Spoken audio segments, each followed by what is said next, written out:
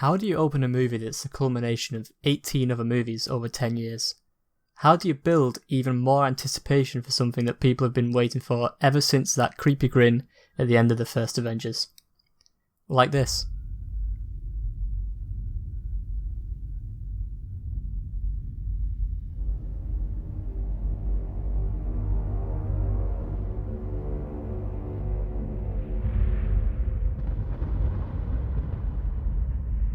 This is the Asgardian refugee vessel, Statesman. We are under assault. I repeat, we are under assault. The engines are dead. Life support failing. The MCU has long been criticised for having no stakes and for being kind of the opposite of the DCEU, too happy and cheerful. From the very first frame of this movie, the Russo brothers give you a sense of the stakes, of the absolute decimation that's ahead. Usually, Marvel movies open like this.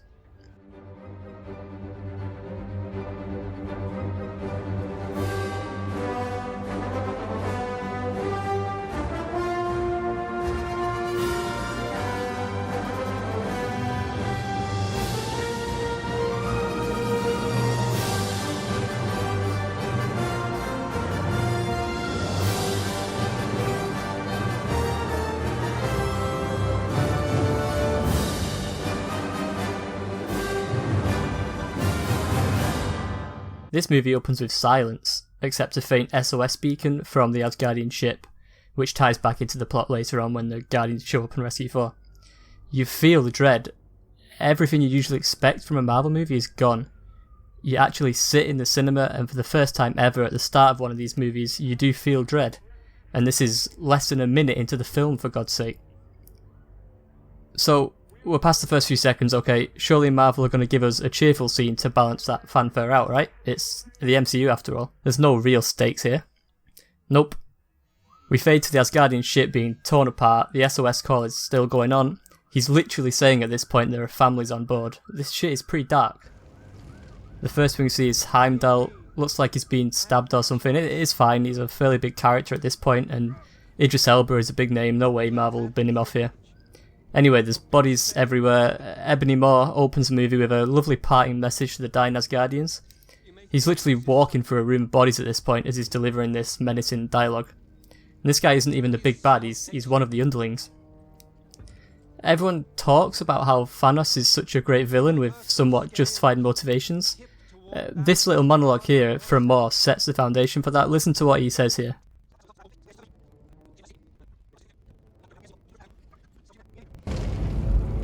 Hear me and rejoice. You have had the privilege of being saved by the great Titan. You may think this is suffering. No. It is salvation. The universal scales tip toward balance because of your sacrifice. He's telling them that they've been saved by Thanos, that the sacrifice balances the scales. This is our first hint, that obviously it goes on later, that Thanos and the gang aren't really out here just to murder everyone and be big dum-dum villains. They have a purpose, a motive. We're less than 2 minutes into the film here, by the way. The tone's been already set, the villain's motives are already beginning to be fleshed out. Some movies go the entire running length without even considering the villain's motive. Okay, now we get a brief shot of Loki, looking in a bad way, and then we pan over to our first shot of Thanos. So how do we show visually the power of Thanos the very first time he enters a frame? You show him in full armour, towering over one of the most powerful characters in your universe. That's Thor, by the way, down there. Bingo, job done, no dialogue needed. Just to really make this clear for those not freeze framing and writing notes about this stuff, he casually picks Thor up and carries him along while he delivers a bit of dialogue about how he's arrived, and shows off his fancy gauntlet, with just the one stone for now. They make a point of showing the stone for a few seconds. He took down Thor while nowhere near his maximum potential. You think the audience is feeling that dread yet? We're not going to talk too much about Loki in this video, but here's another glimpse into the psyche of Thanos, not even 4 minutes into the movie. This guy isn't some dumb CGI monster. You see the shock on his face when Loki chooses to sacrifice Thor for the Tesseract. He's taken aback. He has emotion. So we get a bit of emotional and humorous dialogue here from Thor and Loki as he reveals the Tesseract, and then the fact they have a Hulk. So this is the part where it becomes a normal Marvel movie, right? The audience cheers, here comes Hulk, the absolute powerhouse, absolutely stronger than Thor. He's going to do some damage to Thanos here, right? Let's see. Okay, so he gets a few hits in. Things are going well here. The girl next to you has stopped crying into a Loki mask and is ready for some fun Marvel hijinks. Well, never mind. More tells the audience it's pretty much a playground fight for Thanos, and the tables turn. But check out the precision in Thanos' movements here compared to Hulk's. Thanos isn't even exerting himself here, he's in full control. Whereas Hulk is swinging and missing, he's at maximum effort. Thanos basically bitches Hulk here, and in his last act, Heimdall uses the Bifrost to shoot him off to Earth to continue the plot. Wait, hang on, in his last act, did I just say? We're 6 minutes into the movie, Russos, we don't kill off characters in these movies at all. Never mind in the first 6 minutes, I've barely opened my Maltesers. But here we go, jokes aside. The Russos immediately dismissed that discussion before this movie that nobody was really under threat. We lose a character that's appeared in multiple movies and is played by one of the hottest names in Hollywood. We really aren't playing around here. Heimdall is not even a big character, you idiot. This is not a big character to kill off, you Marvel shill. Give it a few minutes. Anyway, now we have some of Thanos' motivation. It's time to build up who I'd class as the primary protagonist of this movie, Thor. Thor's had a terrible time of things recently. He's lost pretty much everyone he loved. He lost his eye, or his home kind of blew up. He looks like a broken man, and now he loses Heimdall, another close friend. He tells Thanos, You're going to die for that.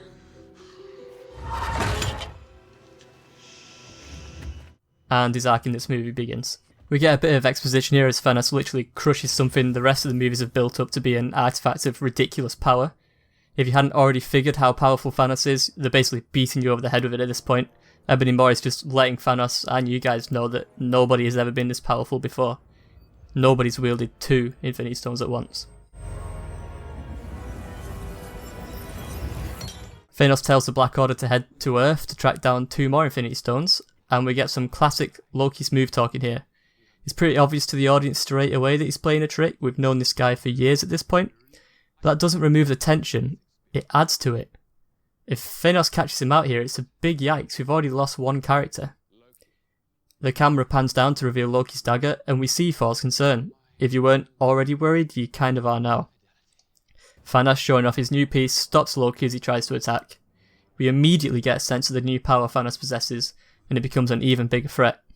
We get a brilliant final line here from Loki. He tells Thanos, We'll never be. A god. and to me that feels like he's speaking from his own experience. This is the end of his redemption arc. Loki's realised that despite all of his evil acts, he wasn't ever going to be viewed as a god. He's accepted his fate, and he's telling Thanos that the same lies in store for him no matter the power he gains. And there it is.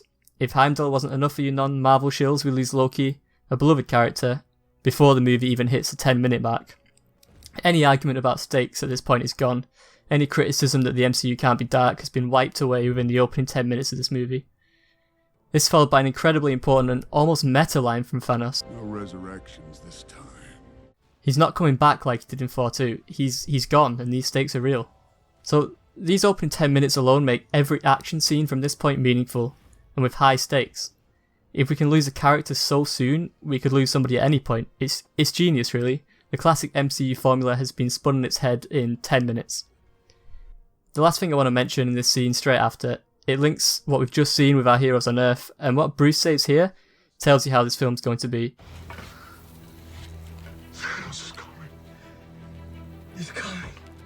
It's non-stop. Thanos is coming, and if he's anything like he was in those first 10 minutes, we need to be worried.